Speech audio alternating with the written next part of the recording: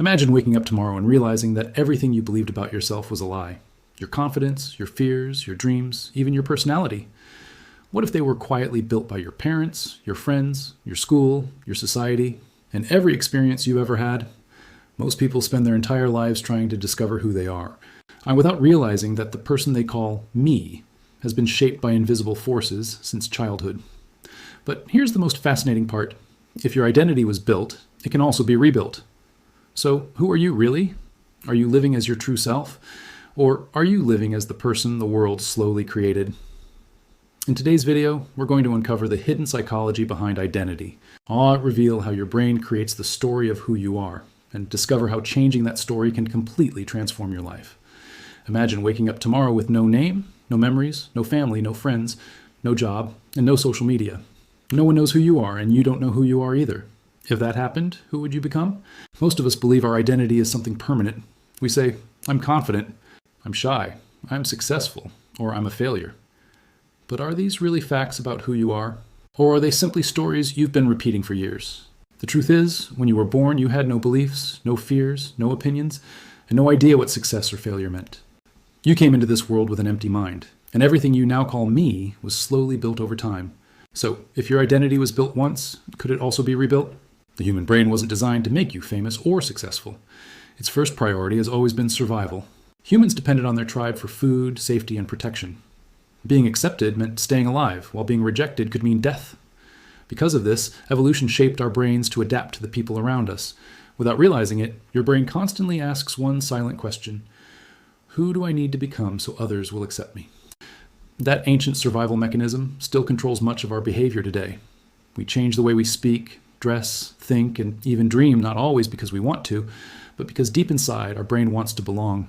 Your identity begins forming long before you realize it. As a child, you watched your parents every single day. You learned how they reacted to problems, how they treated people, what they feared, and what they believed.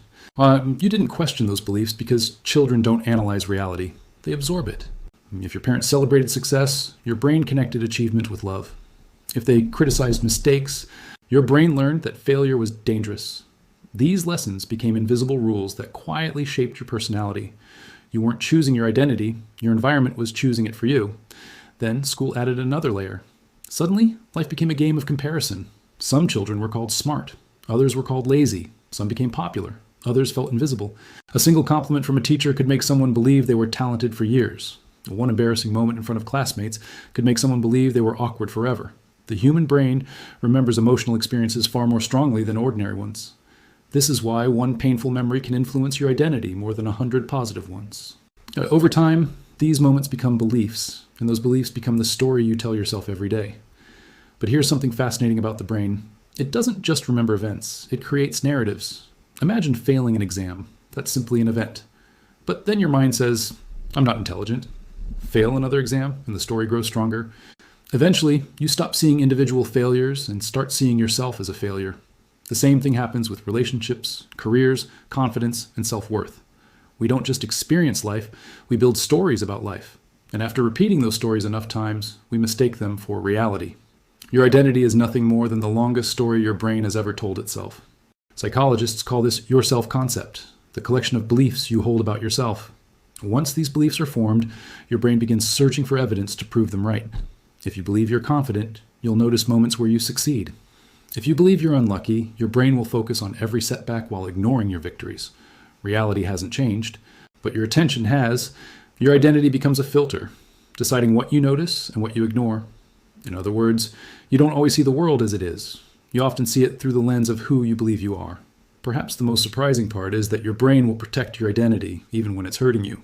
Imagine someone who has believed for years that they are weak or unworthy. Even when life gives them opportunities to grow, they often reject them because accepting success would destroy the identity they've known for years. The brain prefers familiarity over uncertainty. It would rather keep an old, painful identity than face the fear of becoming someone new. This is why people stay in toxic relationships, remain in jobs they hate, and continue repeating destructive habits. They're not simply trapped by circumstances, they're trapped by the person they believe themselves to be. Today, social media has made identity even more complicated. Every photo, every post, every like, and every comment slowly builds an online version of ourselves. At first, we share moments from our lives, but eventually many people begin living to protect the image they've created. Instead of asking, "Who am I?" they begin asking, "What will people think of me?" Without realizing it, they stop expressing themselves and start performing for others. The person on the screen slowly becomes more important than the person in the mirror. But here's the most powerful truth of all. Your identity is not carved in stone. Your brain possesses an incredible ability called neuroplasticity, which means it can change throughout your entire life. Every new experience, every new habit, every courageous decision creates new neural pathways inside your brain. Every small action becomes another vote for the person you're becoming. You are not permanently defined by your past, your mistakes, your fears, or the labels others gave you. Those were chapters of your story, not the ending. So the next time you say, "This is just who I am," pause for a moment and ask yourself a different question. Is this really who I am? Or is this simply who I've become used to being? That single question has the power to change everything. Because once you understand that identity is something your brain builds, you also realize that it can be rebuilt. The person you become tomorrow begins with the choices you make today. And perhaps the greatest freedom in life isn't discovering who you are. It's realizing that you have the power to become someone completely new. The beautiful thing about the human brain is that it never stops changing. For a long time, scientists believed that once we became adults, our personality was fixed forever. If you were shy, you would always be shy. If you lacked confidence, that would simply become your identity. But modern neuroscience has completely changed that belief. Your brain is constantly rewiring itself through a process called neuroplasticity. Every thought you repeat, every habit you practice, and every decision you make strengthens certain neural pathways while weakening others. In other words, the person you are today is not permanent. You're becoming someone new every single day, whether you realize it or not. The problem is that most people allow life to shape them by accident instead of by choice. They wake up every morning with the same thoughts, follow the same routine, spend time with the same people, and tell themselves the same stories. Over time, those repeated patterns become their identity. Someone who constantly says, "I'm unlucky," eventually starts seeing proof of bad luck everywhere. Someone who believes they aren't good enough begins avoiding opportunities because failure feels more familiar than success. The brain loves familiarity. It doesn't care whether the familiar situation is good or bad. It simply wants what feels safe. That's why changing your life often feels uncomfortable. You're not only changing your habits, you're changing the identity your brain has protected for years. Think about a person who decides to become healthier. At first, they only want to lose weight, but the people who succeed don't simply change their diet.